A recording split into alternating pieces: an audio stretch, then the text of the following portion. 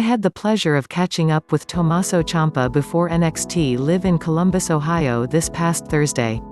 I had to bring up his WWE debut in 2005, where he made a one-off appearance on SmackDown. In that segment, a very different-looking Ciampa was playing Thomas Whitney Esq. He was the legal counsel for Muhammad Hassan. The segment ended with The Undertaker coming down to the ring.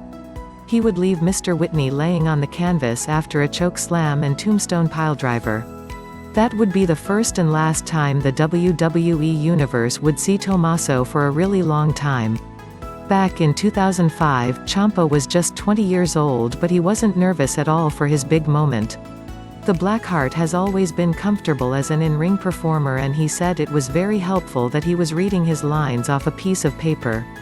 However, Ciampa said he didn't quite grasp how big of an opportunity was in front of him. At the time, I 100% did not realize what I was doing. Like now, I mean, if somebody told me tomorrow, hey, you're going to go and do a thing with The Undertaker, the scope and the magnitude of it would be weighing on my shoulders.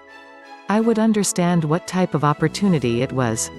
Reflecting back on that day, the former NXT champion said had he known that would be the last time he'd step foot in a SmackDown ring for more than a decade, his career might have gone a lot differently.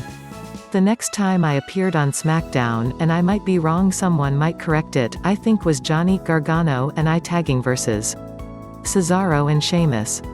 And that is like 2019, before surgery. So 14 years later. If you told me in 2005 you're doing this thing with The Undertaker, but you're not coming back into this ring for 14 years. I don't know if I would have stuck around for that. Thankfully for wrestling fans, he did stick around and went on to become one of the greatest NXT champions in company history.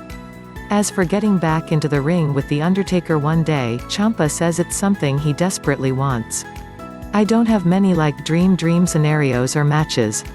I mean, like him, Undertaker, and Edge and Randy Orton and Rey Mysterio are like four guys that always come to mind.